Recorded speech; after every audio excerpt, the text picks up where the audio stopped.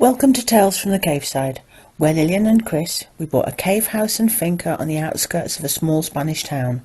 Follow us as we learn to renovate and create a home that we will be proud of.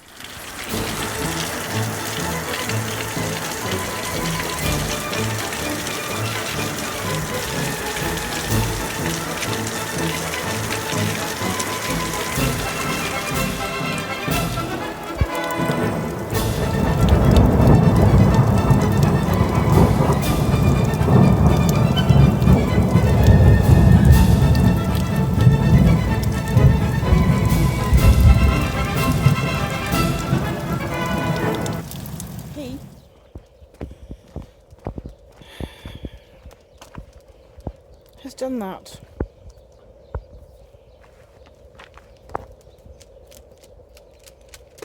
Show you how deep it is. Brilliant. Not. Did you do it, Loki? Who did it?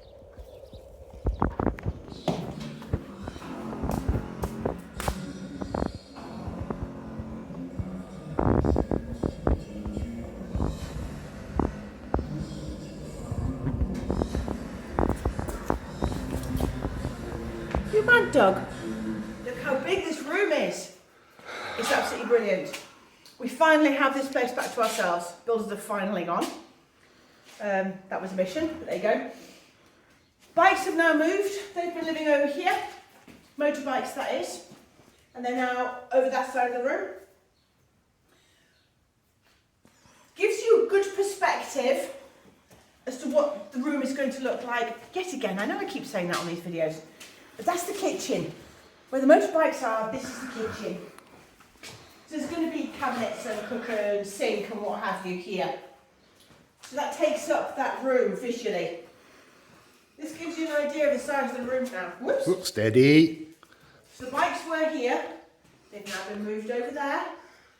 They've done more miles with the engine turned off than they have done in 2 years with the engine turned on. You're so far away. I'm going to move closer. Are you now? Yes. I'll have to yodel. Yeah, yodel. Yodel.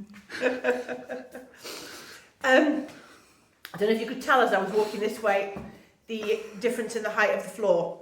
Now if we put a dining room table here, which we have had in the past, your drinks fall off. And that's no good, we can't be wasting money. No, we had to put a brick under two legs just to level it off. We had a table here, and we had 2 bricks under the 2 legs on that side to allow for this. So we're going to have to do something here. I don't know that it actually shows up on video that well, but oh yeah, it does there. There you go. We've actually marked the mark here, and that lines up with this. So you can then tell, because it really doesn't film very well, the difference in the height of the floor. It really slopes down. We've got to level this. Whether we end up building up and digging down, or just building up, or just digging down. Fluidity in action, we're going to find what we find underneath and take it from there.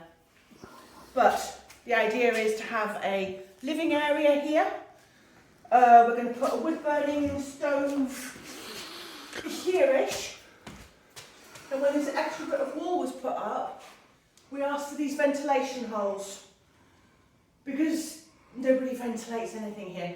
So with ventilation, we're going to get a nice through breeze. Both of the skylight windows open, so that you can actually get air in. There's one. And there's its mate, the other side. Ventilation air bricks that we've left up there, which we'll put grills on. We've done the same thing down in the caves. We insisted on a grate being left open to the world, and we've put mosquito netting on it and what have you, but there's permanent air movement that way.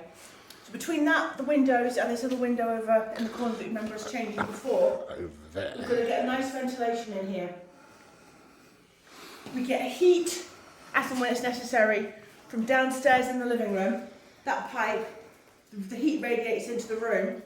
So between that and another wood burning stove here, this room's going to be lovely and toasty.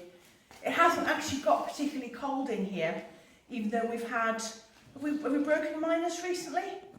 No, not for the past couple of months, but when it was really, really cold in here, when it was down to like that 5-6 degrees before the windows was put in. Yeah, I and don't know what difference the windows will make from that point of view. But it didn't get that cold in here in comparison to the outside world. No, it didn't. So these are really going to heat it up nicely. Yes, and when we did try with that chimney as well, it was radiating heat, wasn't it? It was sort of like, oh, we've got thick jumpers on, and then all of a sudden like, oh, t-shirt time. Exactly. And we've already had a plumber confirmed now.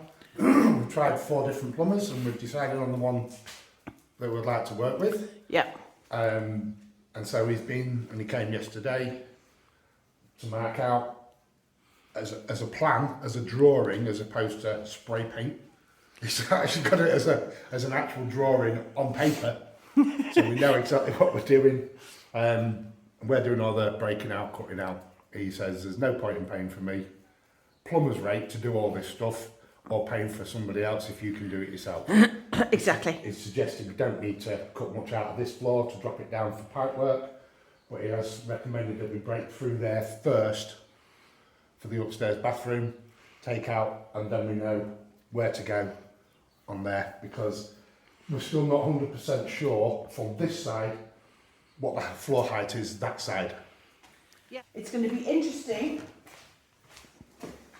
The tube coming out of the ensuite upstairs is going to come out this wall, down here, and that way to where we've got a septic tank. And it's going to be interesting to find out what height it's actually at. We originally thought upstairs' floor was about this high. But since uncovering this, was this for a chimney? Because this bit of wall is only 1 single skin thick.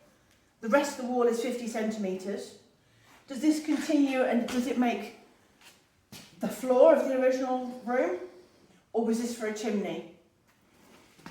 We'll see. Thing to do, dig a hole as necessary. We'll find out where we come out. Yeah, and we're not moving any of that. Oh, no, we're not That's staying that. alone. Not touching that, just in case it is part of what's holding the roof up. No more holes. No more holes. We've got enough to fill. But in the corner behind where Lillian is now, before we start knocking out, up there, that's going to be repaired. Yeah. Because it's such weak rocks that I don't know if Lillian will be able to break off some little bits.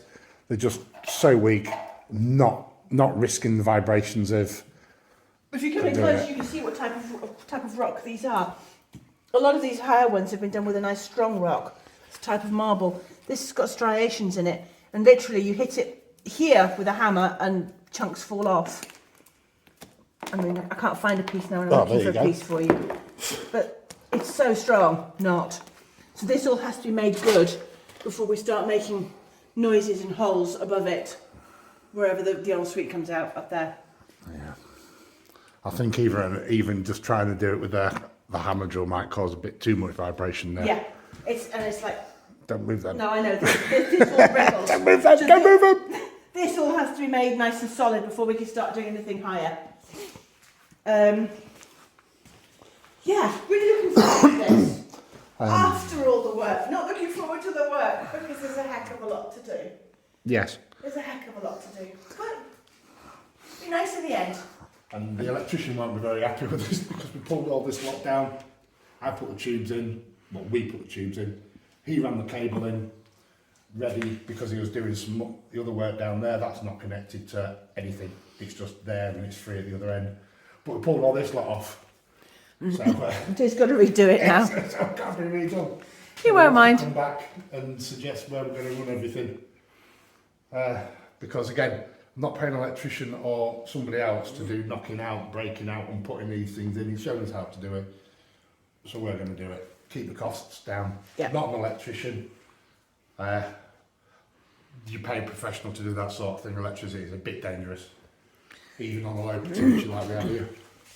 Yeah, true. Thanks for watching the latest episode of Tales from the Caveside. If you enjoy what we're doing, please like and subscribe. We would really appreciate it.